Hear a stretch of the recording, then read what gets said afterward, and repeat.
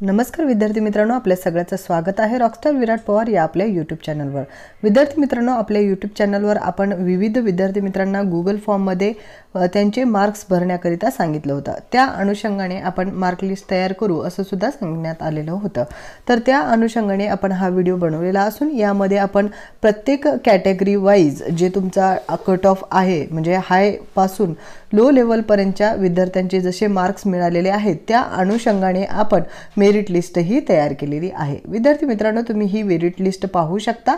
यावरून तुम्हाला अंदाज हा येऊ शकतो, कारण विद्यार्थी मित्रांनो एकूण जर पाहायला गेलं तर जवळपास 800 ते 900 विद्यार्थ्यांनी या फॉर्मला रिप्लाय केलेला होता, परंतु ज्या आपल्याला अपेक्षा होती की जास्तीत जास्त उमेदवारांनी याला रिप्लाय करणं गरजेचं आहे तर आपल्याला जास्तीत जास्त कन्फर्मेशन करिता वळता आलं असतं। परंतु तुम्हाला या कॅटेगरीच्या लिस्टवरून आणि या प्रत्येक कॅटेगरीच्या हायर टू लोअरच्या लिस्टवरून भरपूर असा अंदाज बांधता येतो, जेणेकरून तुम्हाला पसंतीक्रम देताना अत्यंत उपयुक्त अशी मदत होईल। विद्यार्थी मित्रांनो, अनुसूचित जमातीकरिता जे आपल्याला मिळालेले मार्क्स होते यानुसार अनुसूचित जमातीच्या मार्क्समध्ये सुवर्णा मॅम यांचा नंबर 1 ला येईल। 132 स्कोर आहे त्यांचा। स्त्री आणि बीएड आहे त्यामध्ये मराठी, परंतु या TET first and TET second या पात्र नाही आहेत। त्यानंतर 132 मार्क्सचे उमेदवार आहेत मनोज वाघ सर यांचे। तर तुम्ही अशा प्रकारे ही लिस्ट पाहू शकता। इथे स्क्रीनशॉट काढून घ्या तुम्ही।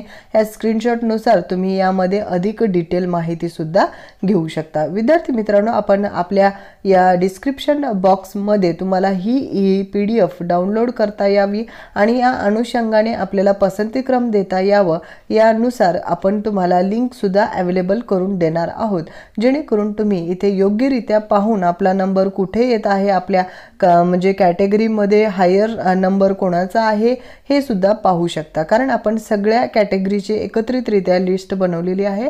पाहू शकता तुम्ही अनुसूचित जाती करिता ही लिस्ट आहे। त्यानंतर खाली तुम्ही अजून इमाव करिता सुद्धाची लिस्ट पाहू शकता। म्हणजे जवळपास जेवढ्या विद्यार्थी मित्रांनी आपल्याला रिस्पॉन्स केलेला होता त्या अनुषंगाने आपण सगळ्या ज्या कॅटेगरी आहेत त्या अनुषंगाने ही लिस्ट ही बनवलेली आहे, जेणेकरून सर्व विद्यार्थी मित्रांना ही आपली पसंतीक्रम नोंदवण्याकरिता अत्यंत उपयुक्त अशी ठरावी।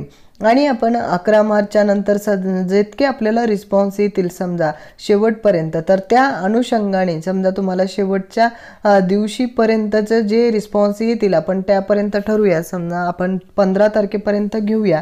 15 तारखेपर्यंत जेवढे विद्यार्थ्यांचे अजून रिस्पॉन्स येतात त्यानुसार आपण 16 तारखेला तुम्हाला ती लिस्ट अजून अवेलेबल करून देऊया। कारण विद्यार्थी मित्रांनो, सारखा आपण थोड्या विद्यार्थ्यांसाठी ही पूर्ण लिस्ट रिव्ह्यू करणं आणि तुम्हाला परत जनरेट करून देणं हे खूप जिकरीचं वाटतं।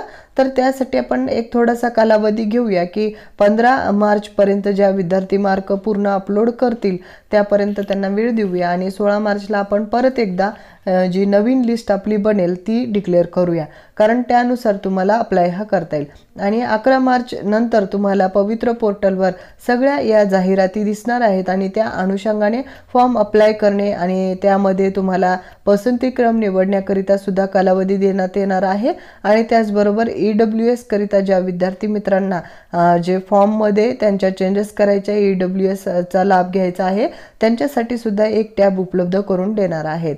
अंदाजित जो कालावधी दिलेला आहे तो 11 ते 18 पर्यंतचा दिलेला आहे, म्हणजे 11 मार्च ते 18 मार्च पर्यंतचा। तर आता आपण पाहूया की या कालावधीनुसार सगळ्या गोष्टी ह्या परिपूर्णरित्या फिलअप व्हावेत आणि सर्व प्रॉब्लेमचा आता परत आपल्याला धोका म्हणजे लागू नये या अनुषंगाने आणि बाकी सगळ्या अपडेट्स सुद्धा आपण आपल्या चॅनलवर अपडेट करणारच आहोत। त्याकरिता आपल्या चॅनलला सबस्क्राइब करून ठेवा आणि तुमच्या इतर अडचणी सुद्धा कमेंट बॉक्समध्ये नोंदवायला विसरू नका। धन्यवाद।